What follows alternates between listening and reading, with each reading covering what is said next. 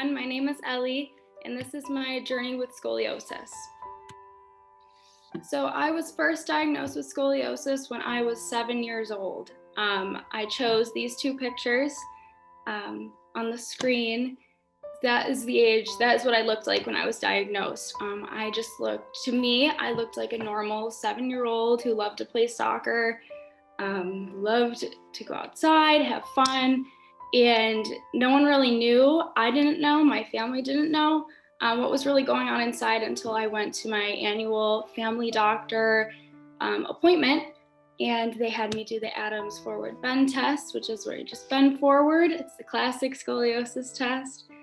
And there was an abnormality. My hips were not aligned, my shoulders were not aligned, and just something looked off.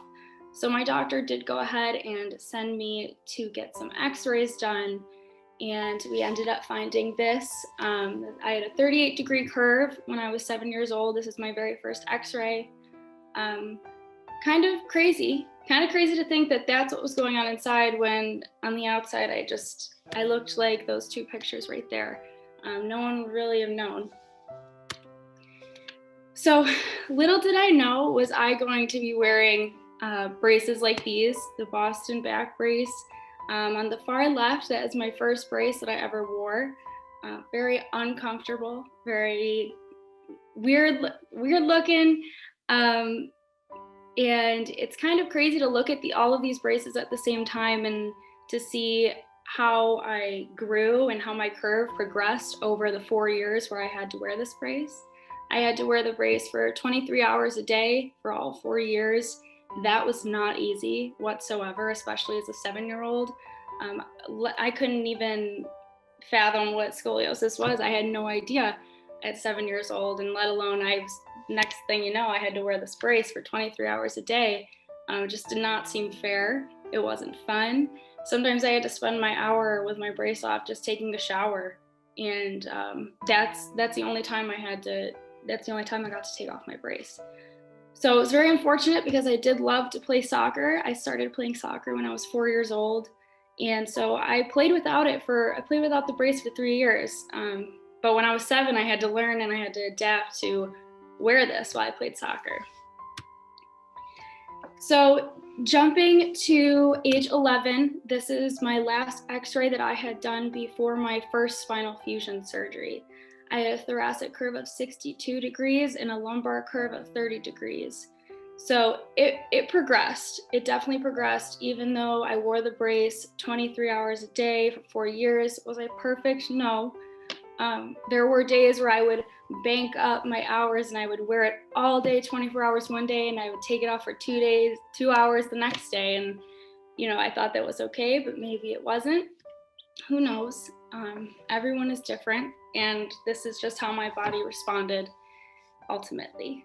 So moving forward, a few months later, I had my first spinal fusion surgery. I had 2 rods and 15 screws placed, and this took place in July of 2010, so a little over 10 years ago. I chose these specific pictures because the middle one, I didn't really know what was going on. I had some funky things going on in my head. I was kind of checking everything out. This was so new to me, being 11 years old. I don't think that this is really what a lot of 11-year-olds do with their time. On the far left, I chose that picture. It's not the prettiest, but it is the reality of it. Trying to smile through all the pain and what was going on. I was very confused. But I did have that nice dog to come and visit me, little perks of being in the hospital for a little bit. Far right, that was, I can't see my scar because I had the bandage on it, but that's the length of my scar. And I was sitting up for the first time since having the surgery. And believe it or not, it looks like I was sitting up okay, but it was very painful. Very, very painful. Fast forward to October 2010. I actually had to go through 2 spinal fusion surgeries. My second one had to take place because of what is pictured on the screen on the far left. That was taken about 2 weeks after my first spinal fusion surgery. They did think that I had muscle stiffness going on, and that is why I came out of my surgery with one shoulder higher than the other still. And they did think that was just my body's way of reacting to what trauma it just went through. But in the end, they did need to extend the fusion. So they did go back in and add 3 more screws. So today I do have 2 rods and 18 screws in my back. So after I did want to show what you can do after 2 spinal fusion surgeries, and even with 2 rods and 18 screws in your back. It is crazy how far that everyone on here, everyone involved with scoliosis, past, present, and future patients, what they will be able to do is incredible. You would never know that I have rods and screws in my back from these pictures. I actually came back from surgery wanting to play more aggressively. Believe it or not, my favorite thing to do was slide tackling. So I think this is just proof that you can do anything after spinal fusion surgery. This is me today. On the left was me in May, last May, almost a year ago already. I did graduate from my college with a bachelor in science of sports medicine. And on the right is a picture of half of my scar today. Can't see the rest of it, but that's what I look like today. I think it's pretty cool. I think it's like a permanent tattoo. It means a lot more than what it looks like. And I think that this really, scoliosis shaped who I am today. No doubt. My future, I want to work with scoliosis patients. I hope to see people like myself come through the door, and I would be able to help them. That is just a dream. So that is my story.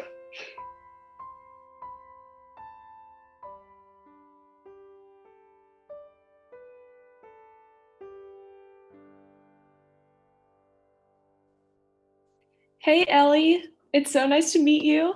I just want to say thank you so much for choosing to share your story with us today. So my name is Eve. I'm 24 years old. I'm from South Florida, and I had scoliosis too. I got spinal fusion surgery when I was in high school. And like you, I also decided to go into the medical field. So I'm currently a med student at Wash U in St. Louis. And I have a couple questions for you about your journey. So the first one is, how did you manage to overcome in the face of so many challenges on your scoliosis journey, from your young age at your diagnosis to the long hours in the brace to your need for a revision surgery to your challenging recovery from those surgeries, and how does your mindset empower you both in soccer and just in life? Thank you so much for your question, Eve, and congratulations on med school. That's awesome. So overall, I kind of realized at a very young age that complaining was not going to get me anywhere. Complaining about my brace and how unfair it was, and complaining about how I didn't look, quote, normal at the time, what I thought was normal. So I had to learn to stop complaining, stop making excuses. I think that having that mindset and flipping the switch is what got me through everything ultimately. Being so young, I honestly don't really quite remember how I felt at 7 years old. I do know I did keep a journal with me. I do know from reading that I was scared. Definitely, I had no idea what was going on. Um, so that I was definitely scared when I was 7, when I was diagnosed. Through the bracing, through the 4 years, it actually was okay. The first year was tough, the transition was tough, but the brace kind of became a part of me, if that makes sense. It became just like another thing I'd just throw on, like a t-shirt, became like my pants. It's just something like I would throw on every single day. It just became so normal. The first surgery, I knew I had to do it. I came this far. I already wore the brace for 4 years. I was so ready, so done to get it over with. And then knowing that I had to go back for another surgery, that was very tough. I saw, how frustrated not at the doctor, but just frustrated at the situation and seeing how frustrated my family and my loved ones were. And I kind of had to put my feelings behind, not that I just, I didn't care about my feelings, but I was like, that gave me motivation to get through the second surgery. Like, I'm going to make them proud. I'm going to make them happy. And that made myself happy. So I believe that that's what got me through. Wow, it's a really compelling story, and your mindset is like really inspirational. Um, my second question is, what are you looking forward to most in your future in the medical field, and what do you want to tell scoliosis patients who are going through a similar journey as you? Great question. I love that question. So, like I kind of mentioned already, I really hope to continue my future in an orthopedic setting. I really hope to get accepted to physician assistant school when I apply.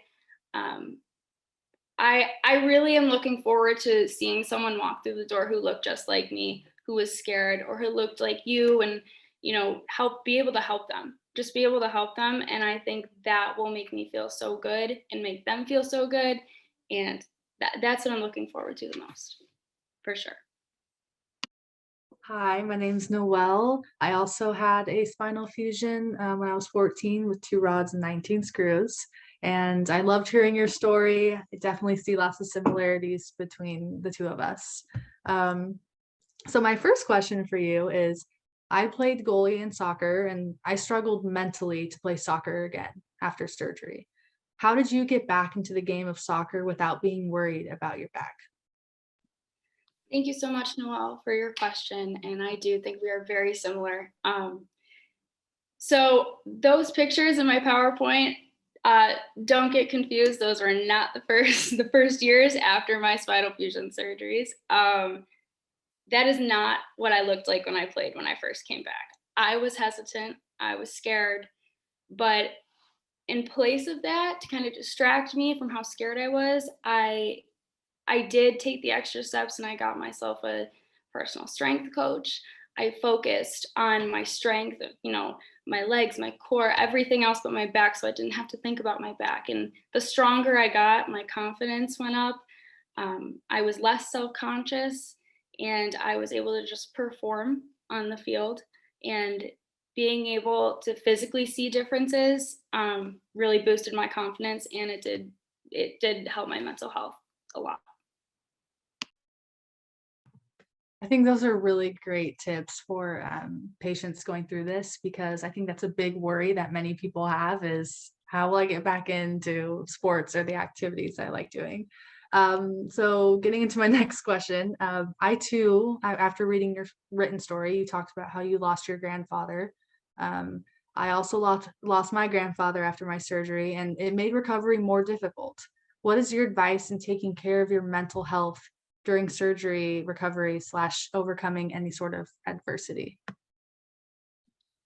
So yes, I did lose my grandfather about a week before my second surgery, which did make everything a lot more difficult on myself and on my family and my loved ones.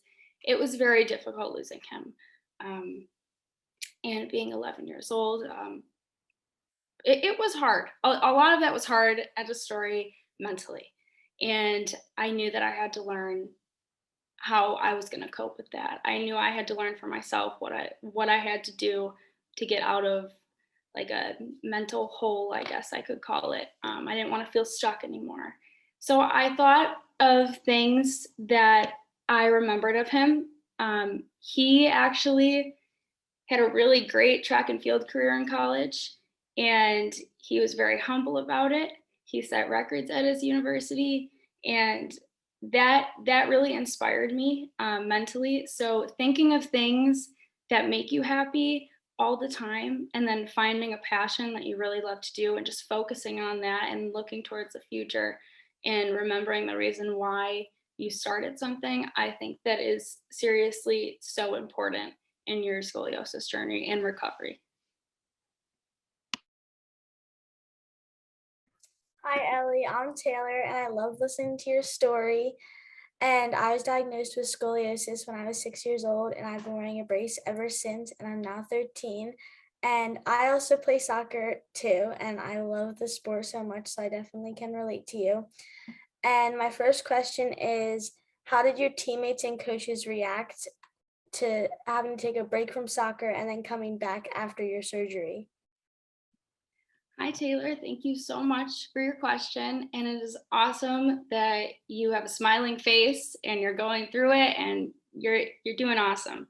Um, so actually, I started playing with the brace when I was 7, and I was kind of on what I would call like a travel team from my hometown. So um, we were switching teammates all the time. So I was actually very embarrassed and because I didn't get to know my teammates very well for a long period of time. So it was always switching who was on my team and who I was playing against. And so that was very difficult for me because everyone kind of looked at me like, you know, well, like what is going on? Like that's not normal. Um, but as I got older, so probably ages 9 through 11 is when I started to have like a more solid team. And I would say, honestly, my opponents reacted more than my teammates themselves. They, when I'd go and fight for a ball and I'd be up against someone, I'd give them a little shove and they'd feel my brace and they'd kind of be like, what in the world? So I think they had more of a reaction than my actual teammates. I appreciated that my teammates at the time and my coaches didn't think twice to think that I was any different. And they treated me as normal. They didn't give me any special treatment. They didn't make fun of me. And I was very grateful for that. Yeah, I love how you used it as like a defending mechanism. That I feel like that's cool. But then my second question is, what was the hardest part of recovering from not just one but two surgeries? Like, what was the most painful part of it? The most painful part of it, I would say, was definitely the mental part of it. The physical part, yes, was difficult, but I knew I already went through it once, that I could do it again. I knew that the pain would go away and that I would be able to deal with it. I'd be able to handle it. And mentally, I didn't go through this before the first time. Mentally, I didn't have to prepare myself like, I just went through this again. I just went through all of this and like for what? So I had to get over that barrier, that mental barrier of, well, why me? I had to stop saying, why did this happen to me? So I started saying, why not? I know it sounds cheesy, but it's true. That did help. Um, I did just have a go for it attitude. Let's get this over with. Let's make, my grandpa proud, like I talked about previously. Let's make my family proud to make, them less frustrated. And the sooner that I get this over with, the sooner I get back to playing soccer. And honestly, having that passion, again, what I mentioned before, having a passion for something and looking forward to something is seriously key. That really pushed me through, for sure.